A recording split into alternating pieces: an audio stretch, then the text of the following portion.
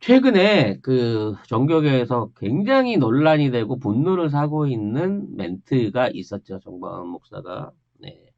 내가 말이야, 뭐 이분이 뭐 우리 대통령에 대해서 뭐 그 일종의 이걸 뭐라 그래, 저주 섞인 발언한 걸 내가 그냥 얘기 안 하고 넘어갈게. 입이 더러우니까. 근데 최근에 한 얘기를 보면 내가 하나님의 보좌를 딱 잡고 하나님 꼼짝 마. 하나님 까불면 나한테 죽어. 이렇게 하면 하나님이 내 말 들어. 하나님이 나랑 친하단 말이야. 이 정도 되면요. 무슨 내가 예수의 재림이라는 둥, 예수님하고 얘기를 했다는 둥, 뭐 이런 여러 가지 사이비 종교인들을 많이 봐왔습니다만, 하나님을, 하나님의 보좌 옆에 앉아가지고 하나님 협박할 수 있을 만큼 제가 하나님이 친하다라고 말하는 이따위 사이비 교주는 제가 본 적이 없거든요. 정말 이분의 정신 상태가 정상인가 싶을 정도로 막말들을 막 던져내고 있는 거예요. 그분 때문에 교회 포기했다는 분 많이 봤어요. 저는 이게 이제 이분이 얘기하는 이런 얘기들, 자한당의 200석 구상을 비롯한 보수인들과 종교인들에 대한 정떨어지게 하는 이런 행동들 자체가 이게 정말 자기들이 200석을 얻어서 이 나라를 기독교의 나라, 하느님한테 공물로 바치는 나라로 만들려고 하는 저들의 의식 안에서 믿음으로서 존재하기 때문에 가능한 건가? 이러한 생각을 갖고 황교안도, 김무성도, 김문수도, 나경원도 지금 저런 정치를 하고 있나? 라는 생각이 들어요. 만약 그 정도 수준밖에 안 된다고 하면 이건 뭐 너무 감사한 내용 아닙니까? 우리가 걱정하고 있는 주적들이 믿고 있는 게 예? 빤스 목사의 정말 자기 상상력의 도를 벗어난 저런 말도 안 되는 망상을 기초로 해서 저들이 총선 승리를 장담하고 있다고 치면 우리 어느 정도 안심하고 지켜봐도 되는 거 아닐까요? 저는 왠지 지금의 그 흘러가고 있는 사태 답답하기보다는 한편의 코미디처럼 느껴져요. 예전에는 이게 정치 현실이었는데 이 자체가 완전히 비현실적인 모양으로 보여지고 있다는 거죠. 이렇게 비현실적인 정치를 하는 정치인들과 야당과 검찰들 사이에서 대한민국이 존재하고 있었구나라고 하는 것을 깨닫게 되니 우리나라가 안 망한 게 신기하다. 우리 국민이 그동안 이만큼밖에 안 당한 게 신기하다라는 생각을 해보게 됩니다. 최근에 무슨 여론조사에서 대한민국 국민으로서의 어떤 만족도 80%까지 나왔다라고 하는 그 조사를 본 적이 있어요. 물론 뭐 그 80%에 대해서 그걸 뭐랄까 크게 받아들일 부분은 아니라고도 생각을 합니다만 어찌됐거나 대부분의 대한민국 국민들이 대한민국의 국민인 것을 자랑스러워하고 만족하고 있는 입장에서 저들이 이 대한민국을 완전히 좌지우지하고 있다는 착각에 빠져 있는 민낯을 저렇게 보여주는 자체, 그리고 그것들을 보고 분노하고 변화할 수 있는 계기를 준다는 자체가 어찌 보면 일종의 엑스맨이다. 우리의 대한민국 개혁을 이끌어낼, 정치와 검찰 개혁을 이끌어낼 엑스맨의 역할을 너무 충실히 잘해주는 게 아닌가. 자객. 네. 감사하게 생각하고 고맙게 생각하고 이 사람들이 하는 난동을 정말 눈여겨 새기면서 정말 이런 새끼들이었구나 하고 혀를 끌끌 차면서 보는 일종의 관심을 즐겨야겠다는 생각이 듭니다. 그럼에도 불구하고 관심을 즐기기엔 피해가 너무 크죠 지금. 아니죠. 이제 저들이 저러한 짓거리들을 할 수 있는 마지막 단죄의 시간이 4월 15일로 다가오고 있지 않습니까? 저런 짓거리들을 지속적으로 해나감으로 인해서 심지어 그동안 나라를 팔아먹어도 찍겠다고 하는 지지자들마저 등을 돌리게 만드는 엑스맨 짓거리를 하고 있고 그거를 제지하려고 나설 수 있는 제대로 된 사람 하나가 안 나타나고 있는 지금의 현상은 꼭 나쁘게만 볼 일인가? 정말 저질이긴 한데 재밌는 코미디를 보고 있는 게 아닌가라는 생각을 해보게 된다는 거죠. 아무튼 저는 이제 이 김재원 주산 김재원 선생의 어떤 영향력 내지는 뭐 검사와 연관성을 들어서 이 사람이 앞으로 자한당에서 어떤 중추적인 핵심적인 역할을 하지 않을까라는 생각을 해봤습니다만 사람이 잘 드만. 작은 걸 보면 큰 걸 알 수 있다고 이번에 벌렸던 몇 가지 에피소드들을 보면서 이 사람이 검찰하고 자한당의 교두보 역할을 맡는다고 하면 정말 말아먹기 좋은 적임자구나라는 생각을 하게 됩니다. 가장 대표적인 게 이제 유치원 급식비 관련한 엄마들의 모임, 그 간식비를 좀 올려달라 예산에서 증액을 네. 해달라고 하는 그 어린이집 증액안을 요구를 했었어요. 근데 이 증액안의 내용을 보게 되자고 하면 2009년도부터 이 어린이집에서 제공하는 급식비 국가 지원이 1,745원에 멈춰 있다는 겁니다. 1,745원으로 두 끼의 간식을 해결해야 되는 거예요. 이게 국가 지원인 거죠. 그래서 국가 지원으로 받을 수 있는 게 그것뿐이기 때문에 일부 지자체나 기업들 같은 경우에는 별도의 예산을 편성해서 지원을 해줍니다. 그러니까 그쪽에서는 그보다 높은 비용으로 간식비를 지급하겠지만 이러한 지원을 받을 수 없는 어린이집 같은 경우에는 1,745원으로 22년째 간식을 제공해야 된다는 거죠.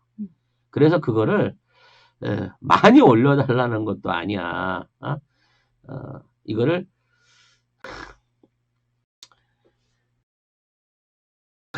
진짜 이거를 2,600원까지 올려주세요라는 요구를 했는데 이 부분에 대한 요구를 하기 위해서 예산위원장인 예결위원장 이 사람을 비롯한 예결위원들한테 문자 메시지를 보냈다고 합니다. 근데 이 예결위원들한테 보낸 문자 메시지가요. 모든 문자를 다 보낸 거예요. 예결위원들 다. 이 지금 김재원을 비롯해서 수백 통이 날아가고 업무를 못 한다고 이런 식으로 자꾸 문자 테러하면 오히려 예결위 소속 의원들한테 이런 식으로 하면 예산 깎아버리겠어요라고 직접 얘기한 사람은 김재원 하나밖에 없었다는 겁니다. 중요한 건 나머지 의원들도 다 똑같이 보냈다는 거야. 근데 보낸 통수가 10통을 넘지 않는다는 겁니다. 그러니까 핵심 간부들이 이제 단체 행동을 하기 전에 쉽게 말해서 한번 이렇게 샘플을 던져본 거예요. 그러니까 각 의원들 상대로 해서 뭐 8통, 10통씩의 문자가 간 게 고작이야. 왜? 발송한 사람이 없다고.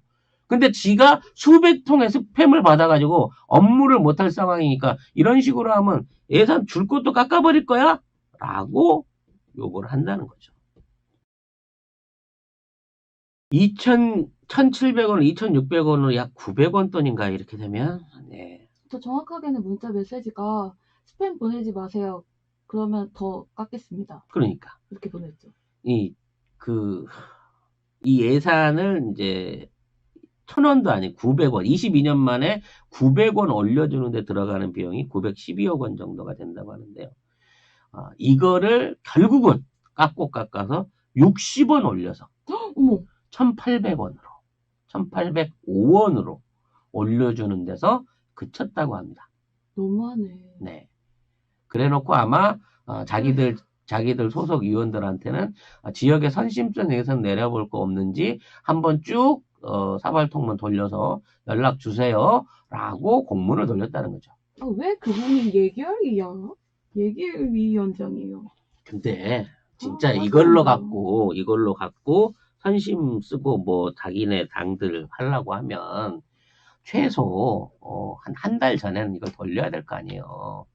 원래 심재철의 카운터 파트너로 지목돼 있었던 다른 의원이 있었다고 합니다. 근데 이게 김재원으로 바뀐 데는 이 사람이 검사 출신이라고 하는 이력, 그리고 이 사람이 운영할 수 있는 예산위를 이용한 일종의 이걸 수레라 그래야 되나? 아무튼, 예산 청탁이 가능하다는 부분을 활용하기 위한 검찰 측의 어떤 일종의 아이디어가 섞였을 걸로 생각되는데 이걸 너무 급박하게 돌리다 보니까 일주일도 안 남은 시간에 돌리다 보니까 의원들이 제대로 여기에 화답을 못한 거예요. 이 카드도 못 써먹은 거거든, 김재원은.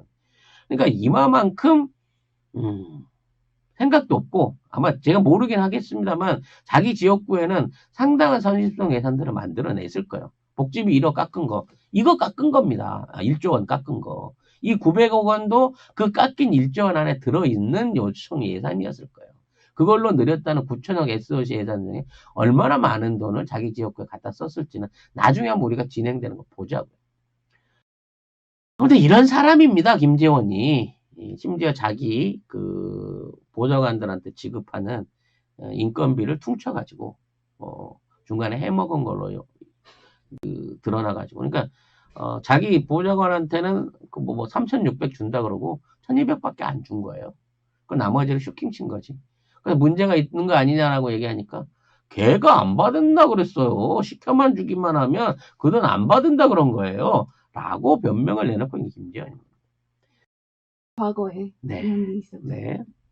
이러한 짓거리들을 진행하고 있는 심재철과 김재인, 황교안이 자한당을 어떻게 끌고 갈 것이며 앞으로 있는 법안들을 얼마나 단체 조직력을 가지고 단합된 힘으로 막아낼 수 있을, 대여 투쟁을 할 수 있을지는 이건 불보듯 뻔한 거죠. 불가 이제 각자 도생. 자한당이 지지율이 떨어지게 된다고 하면 자한당 타이틀을 버리고 무소속으로라도 나는 내 자리, 대구나 경북이나 아니면 자기가 지금 돼 있는 자리를 어떻게든 지킬 거야. 험지 출마? 말도 안 되는 소리 하지 마. 다른 데 나가라고? 안 돼. 나 여기 있을 거야.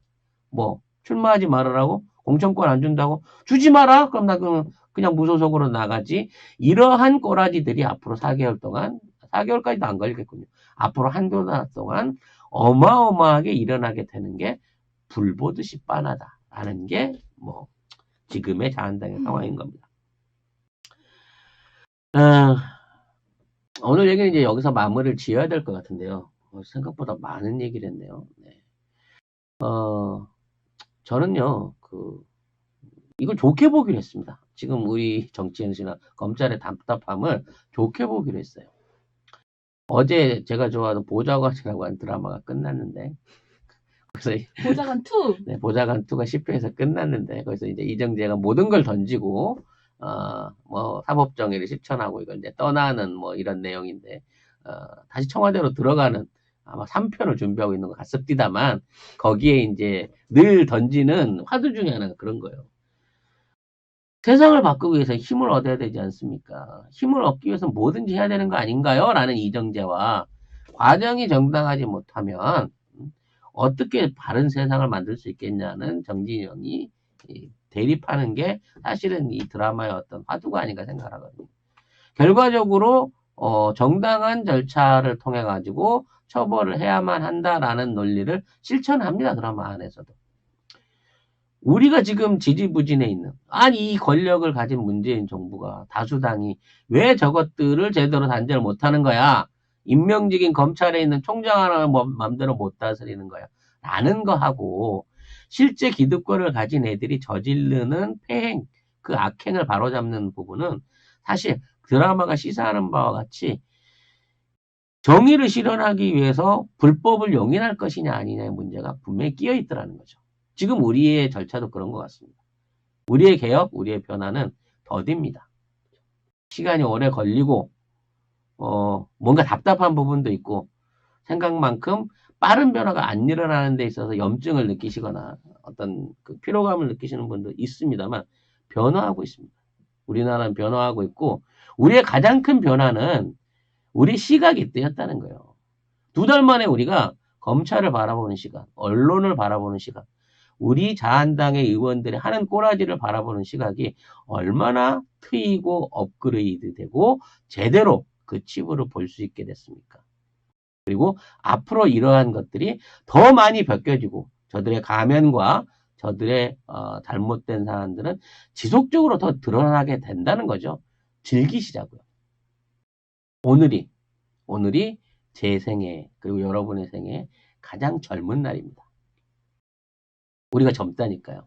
오늘이 지금이 우리가 가장 젊고 앞으로 앞으로 살아갈 인생 안에서 가장 젊은 날인 거예요.